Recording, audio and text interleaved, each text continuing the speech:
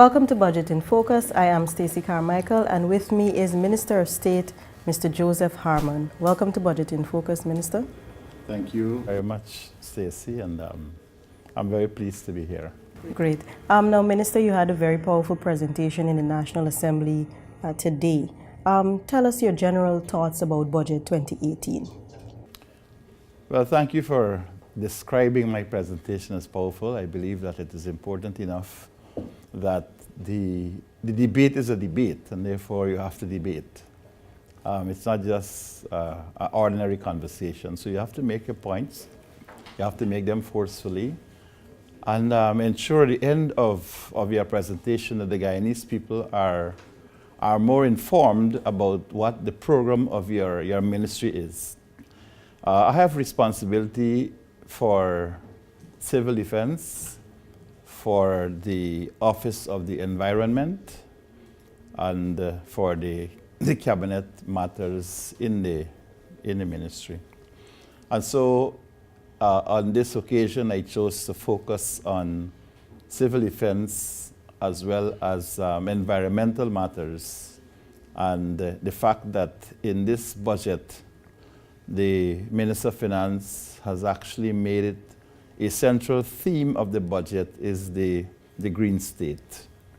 As you know, the Green State Development Strategy is one which was adumbrated by His Excellency President David Granger, and it came about after a very long period of research and review of the previous strategy which was employed under the PPP administration. That was the Low Carbon Development Strategy. So we've looked very carefully at the Low Carbon Development Strategy, and what I want to say is that we acknowledge the work that was done by the PPP, and we have not thrown the LCDS under the bus, but what we've done, we've taken it and we have enlarged upon it to make it more relevant to our time and to our circumstances. So that my budget presentation focused a bit on environmental matters and a little bit on disaster preparedness and resilience. Yes, Minister. Now tell us a little bit about the disaster reduction preparedness and government's plans moving forward. Okay, well, I was very happy to address that. Unfortunately, because it was the second part of my presentation, time ran out, and therefore I was unable to really elaborate and give the subject the kind of attention that it deserves. As you know, the Civil Defense Commission falls under my ministerial portfolio. The Civil Defense Commission was made into law by an act. Now that allows for a Civil Defense Commission which embraces several areas of disaster preparedness activity. And those areas have to do with at the national level, at the regional level, and at the community level, at the NDC's level. But it was basically that structure which I was addressing, and the way in which the government has allocated funds for those.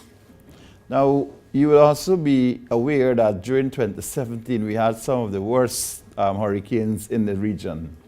Hurricane Irma, Hurricane Harvey, Hurricane Maria reaped serious havoc on countries in the region.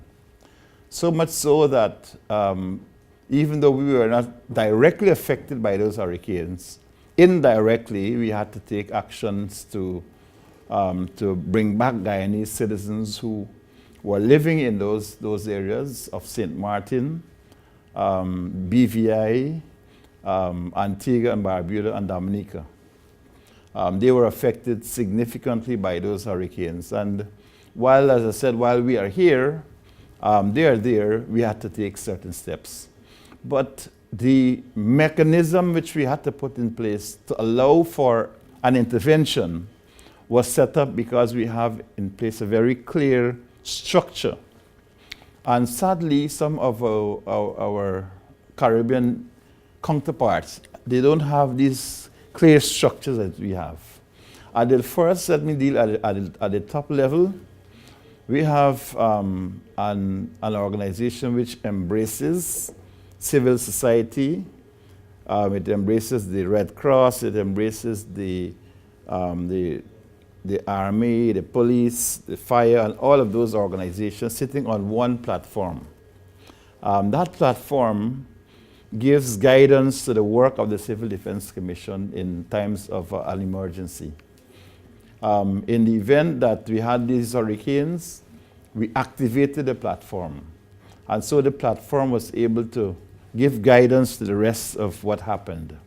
You'd recall also that we shipped almost 12 containers of emergency supplies, food, medicine, water, and so on to those islands or territories that were affected by the hurricane.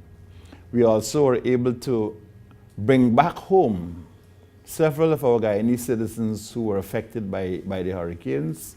We had, in first instance, there were many children that came back, and they're the images which you would have actually seen at the airport, with us actually going there to welcome home those people, and the joy on their faces when they saw us. The fact that we were able to, as a nation, come together and put in place a system to allow them to come back home free of cost.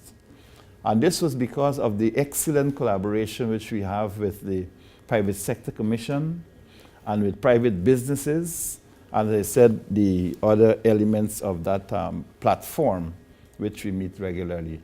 So I think we have in place a very good structure.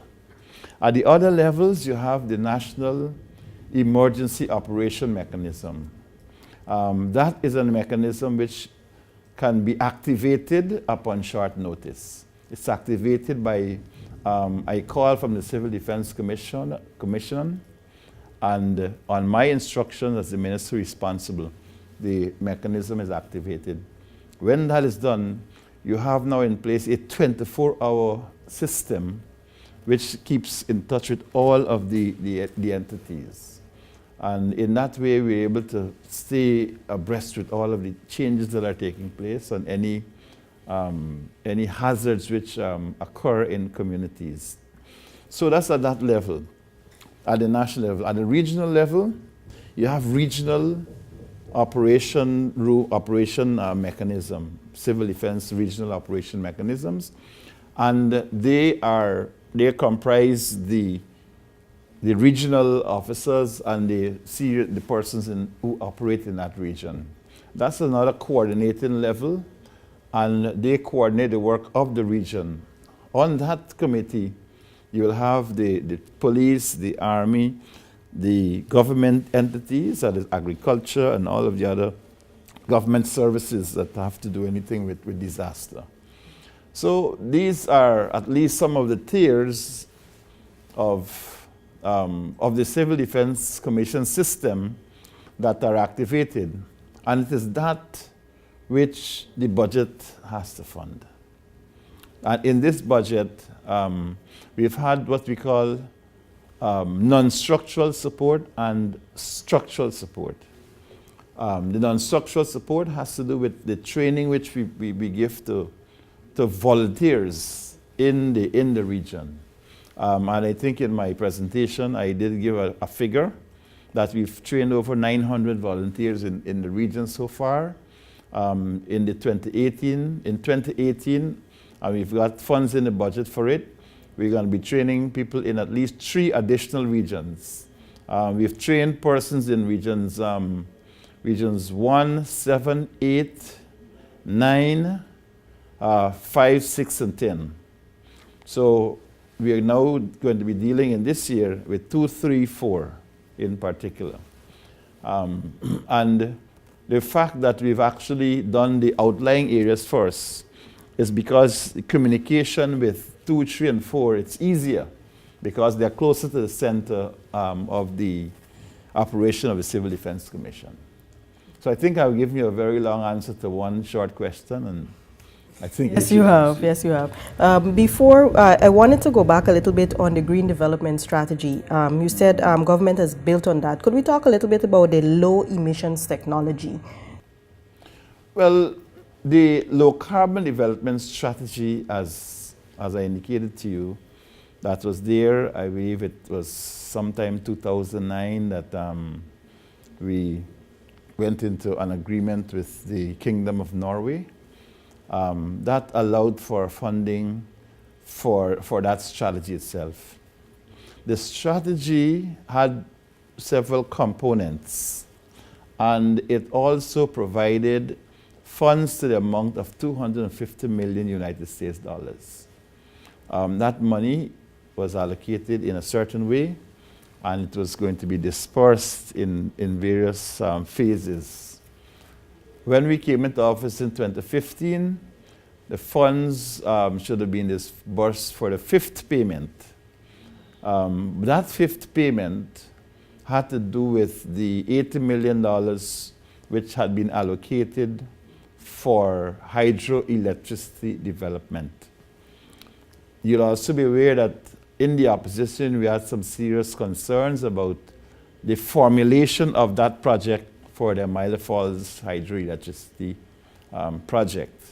We had some problems with the formulation, we had some problems with the way it was going to be financed, and we had some problems with the actual amount of electricity it would have generated and the costs for that electricity. So all of these were issues which we had, and we made those concerns known very early. The administration at that time, faced with several difficulties, in addition to those concerns which we had raised, decided on their own that they were going to scrap the project. Much has been said about it, and the propaganda which was connected to that project gave the Guyanese people the impression that it was a project which was killed by the APNU and the AFC. But certainly that was never the case, because the matter on the project came to this National Assembly on the backs of two motions. One of the motions had to do with extending the area of that the water was going to be covering. And that had to be done because there were certain species of fish that had been discovered, and that the environmental agencies said that you have to have compensation for these rare species that were found. So that was one. And secondly, they brought a motion seeking to increase the ceiling which the government was allowed to borrow. So those were the motions that came to the National Assembly. And we had a very robust debate on those two motions. The first motion on raising the ceiling, that was passed in the National Assembly. The second motion in relation to the extension of the areas and so on for the compensation for those rare species of fish, I think that motion was defeated. And so the PPP took that as an excuse to scuttle the project, when they knew fully well that they had serious concerns and there were serious issues being raised by the international financial backers for the project.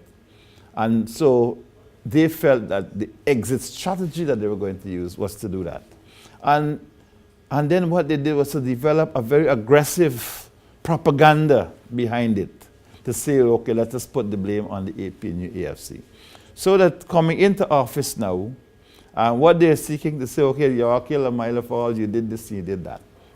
But I was in the 10th Parliament, the MP, the shadow for public infrastructure. So I had the opportunity to visit the project site. I had an opportunity to go to the road. I had an opportunity to look at the crossings and so on.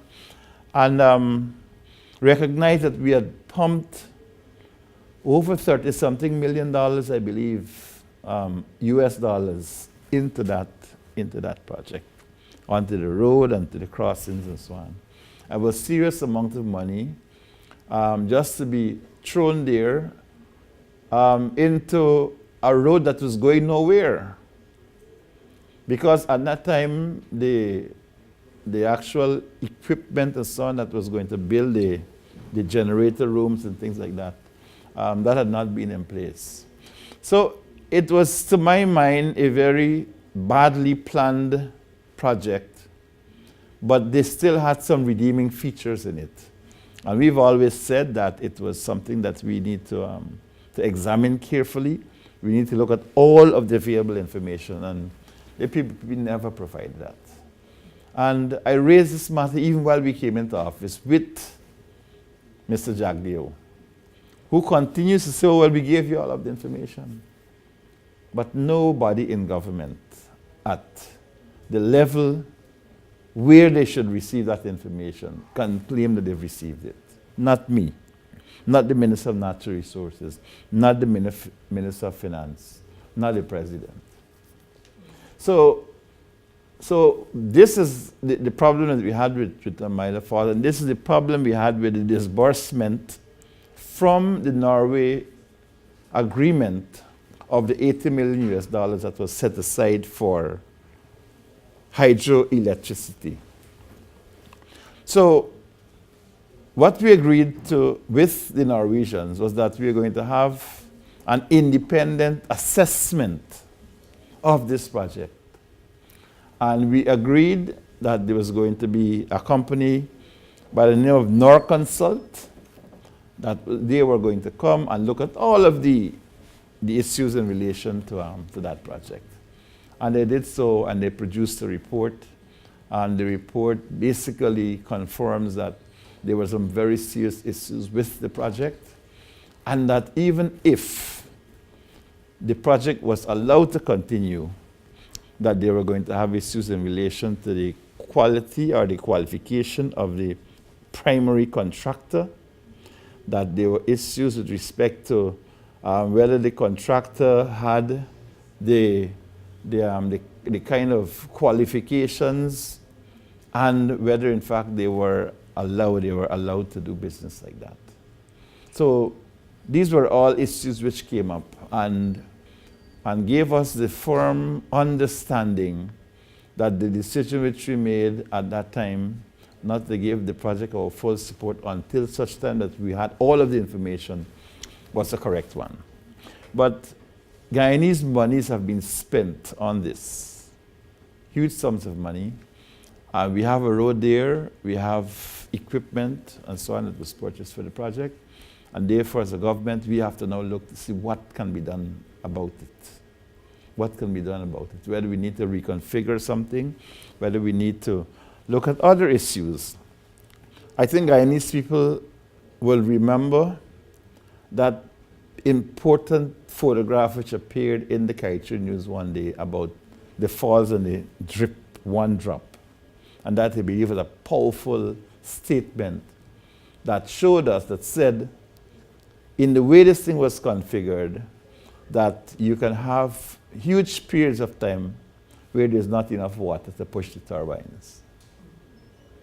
Our recommendation to the government at that time was that we should look at a wider area, and in what the president now, he is the leader of the opposition then, recommended that we have something called a Potaro Basin Development Plan. What that meant was that the other rivers, along with the Mila Falls, a Mila River, that they will bring all of them together. So you'll have enough water and a great enough force. Of course, that will require separate environmental studies and so on. But I believe that because we've already spent so much money on that it is worth our time in checking on those things. But because Guyana has so many waterfalls, the Minister of Finance in his budget presentation identified at least 2 of those falls that can produce that quality of energy for us. And I believe we're going to look at those as well. So we're basically going to broaden the search for hydro, because it has to be part of our energy mix. We'd agreed to an energy roadmap, which said by the year 2025, we were going to have 100% renewables in the energy sector. That, of course, is a very difficult assignment, but we have taken it on and we are aggressively going after it. In the meantime, the Norwegians have asked us for two things. One, they've asked us for an elucidation on our Green State Development Strategy, which our president spoke about. And two, they asked for a document which showed our energy mix on an energy roadmap that takes us into 2025. In that document which we provided to the Norwegians was an element of natural gas. And this is where our concern, the differences lie right now in relation to the use of natural gas in that energy mix. We have said that natural gas is clean, it is cheap, but we recognize it is not a renewable resource. It is a national resource, it is ours. And therefore, to postpone cheap, reliable electricity on the basis that you cannot use this resource, which is a natural resource, is something that does not really appeal significantly to all of us. And so in that mix, what we identified and what we said is that it is going to be a temporary measure until such time that we explore the possibilities of those falls that I've spoken to you about earlier. And once those come on stream, by that time, we would have had a significant inflow of power to generate industry, to ensure that the domestic use for our people, that is taken care of, that people are, by and large, happy with the supply of electricity, and so that they can go about their daily lives without fear of blackouts, without fear of no street lights and things like that. But more importantly, for industry to have a reliable supply of electricity. That is one of the major issues that we have now with investment, where companies feel that unless you have a reliable supply of electricity, then they really can't function the way which they should. And this is a reasonable position. And this is something which, as a government, we take very seriously. So we believe that in the short term, the supply of natural gas will kickstart the economy. In the meantime, we will continue to explore those possibilities for hydro. So this is where we are in relation to the Norwegian arrangement, the agreement. And during the course of this week, I wrote the Minister of Environment in Norway, pointing out this position where we had we were at a little variance, and requested a meeting either in Norway or in Guyana at the ministerial level. I got a response this morning to say they acknowledged it and that they were looking at it. But what was more satisfying to me was that we have some projects that were in the pipeline.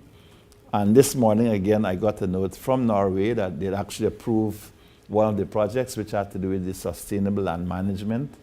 And I think that's a project to the tune of about 14 million United States dollars. So that this morning we got that message that it was approved. So I believe, as I said in the National Assembly, in my debate, that our relationship with the Kingdom of Norway, our relationship under the agreement between the two countries is strong, and I will be looking forward to strengthening it as we go forward. Norway is a major player on the world market and the international scene. Norway is a major player in financing for green development and so on. And so it is important for us to ensure that we always keep a good relationship with those countries. So these were some of the issues which I dealt with in the budget, and I believe that the budget has provided significant resources in it for us to pursue these important initiatives in the development of this country. Thank you so much, Minister, for that. Before we close off the program, you also spoke to the opposition's claim that the budget 2018 lacks vision. You care to elaborate a little bit more on that? Yes, I did in fact speak to that. Because I think I give an explanation as to what vision is. And I trust that it had the impact on the opposition itself. But more importantly, what I said was that after 2.5 years in office, that what the opposition was seeing was the vision being explained at various ministerial levels. You had the broader vision in which we said we'll provide a good life for all Guyanese. And that's the basic, the broad statement. How are we going to do it? We are looking at developing a green state and the economic issues which fall out of that green state. This country here, there are 3 pillars on which our economy rests and will continue to rest. One is the green economy that has to do with tourism, agriculture, and these different green issues. The other one has to do with what the president called the 6 sisters, and everybody's upset about that sugar, rice, bauxite, and so on, which we're having a problem with now. And the third leg, the third pillar, has to do with the emerging oil and gas sector. So you have these 3 pillars on which this economy basically is going to rest. The green development is just like this tripod you have here. The green development is one leg of that tripod. And it is this development which we have to try to balance. I had the good fortune of sitting with, on Monday, the president of Conservation International, Mr. Peter Seligman, and a board member of Conservation International, Mr. Rob Walton, the chairman of Walmart. And what they said to me was that, look, the major issue that you'll have is trying to get people on the coast to understand the issues of climate change. And so what they have done in Conservation International is to sort of even move the focus of it to what they call sustainable lifestyles. So in that way, the person who lives on the coast, the person who lives in the hinterland, they can all buy into this project that you have because it's about their lifestyle. So if you live in an Amerindian and indigenous community, your lifestyle, your culture and everything is protected by your strategy. If you live on the coast, you live in Buxton, you live in Annandale, your lifestyle and your cultures are protected by it because it takes into consideration the circumstances of where you live. And the explanation Mr. Walton was giving to us in the meeting was that they were able to actually transform the way over 2 million employees of Walmart, the way they view the environment, the way they view sustainable livelihood. And what they were saying is that it is a challenge. And they admired the steps that we are taking. They admired the strength of His Excellency in pushing for this green state development in the face of oil wealth that is going to come. And so it is something that they admired, and they said, and I felt very, very proud when I saw Mr. Peter Seligman, the President of Conservation International, saying that Guyana is a unique place on the entire planet. A unique place. And that this is a place that he found it remarkable, the fact that we are embracing our green state development strategy. At the same time, we are dealing with an extractive industry dealt with oil and natural gas and these things. So I believe, as I said to the opposition, that let us look at a bigger vision that says Guyana is the place to be, and that we should not be fighting here the way we are fighting. I believe in robust debates. I love a robust debate. But then when the debates degenerate into name-calling and all these nonsense that takes place sometimes, we do not send a proper signal to the rest of the world. The world is watching at Guyana. Every conference I go to anywhere overseas, people are booking rooms to make sure that you can have a meeting with them because they're excited about the prospects of Guyana. And I believe that we can give that confidence to our Guyanese people.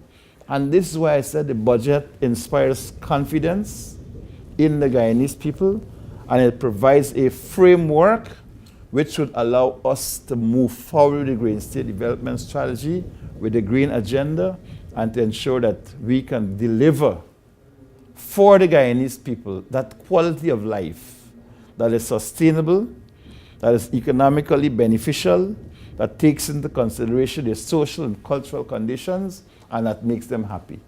Ultimately, we are looking to have a happy nation, happy people.